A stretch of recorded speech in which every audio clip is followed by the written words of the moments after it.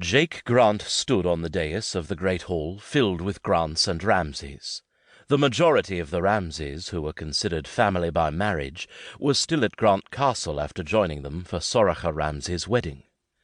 A messenger had arrived not long ago, and the man had immediately been led to the solar. Kyla Grant had watched it happen, and she now trembled in anticipation of the words that were about to come from her brother's mouth. Something dangerous was afoot. She just knew it. As acting laird of the Grant clan, along with his twin Jamie, it was her brother's duty to pass on the news. "Prepare for battle," Jake said, not attempting to soften the directive. "Word has reached us that Glen of Buchan has a band of mercenaries who plan on attacking our castle within the fortnight, with the intent of killing our sire, Alex Grant." Kyla sucked in a gasp as Jake nodded to their father, seated at the front of the dais. Alex had passed on the lairdship to Kyla's brothers after he was injured in a recent battle. "Buchan's plan is to make his move while my sire is still in a weakened state." Jamie added, "He also still voices vengeance against the Ramsays, so we're all targets." Gracie Grant, Jamie's wife, reached over to clasp Kyla's hand. "We have a very strong clan, Kyla. Never forget that." Was her mood so easy to read? "But how much more can we endure?" The clan's shared enemy, Ranulph McNiven, had finally been defeated. Still, it had not put a stop to their troubles. Baron Crichton of Duncrub had attacked the Grants, wounding Kyla's father, and though they'd defeated him, his second, Simon de la Porte, remained free.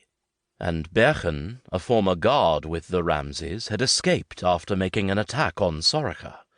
If all these enemies had banded together with Glen of Buchan, they were in trouble indeed. Logan Ramsay, Sorcha's sire, stood at the end of the dais. "We've discussed this at length. Quaid and I will not put any lives at risk by travelling through the Highlands with English mercenaries running wild under the bastard Simon de la Porte. We assume he is with Buchan, but we really know naught about him yet. The Ramsays and Grants are stronger together." A hush fell across the group at Logan's announcement. Kyla's father slowly got to his feet to address the small crowd. He didn't need to silence anyone. They all anxiously awaited his announcement. "I know you have many questions, but this is all we shall reveal for now. Rumours are rampant throughout the Highlands at present, including talk of my death.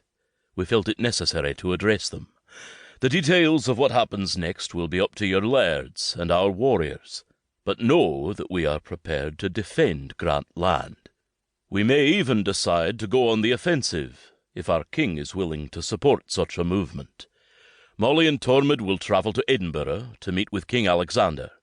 Until then, we wait. I ask you to be patient, and for everyone to stay close to the safety of our castle walls. We welcome the Ramsays. Their warriors will join our ranks, and I believe we have the best minds in all of the land working on our strategy." The gathering broke up, but all Kyla could do was sit and stare, entranced by what had taken place in front of her. Her mother, Maddie, helped her sire back to their new chamber on the first floor. Logan, Jake, Jamie, and a few others headed into the solar with Molly and Tormod. The few warriors who'd been allowed to join the gathering headed out the door, their voices loud and boisterous as they discussed the possible battles ahead. Why must men love to fight so?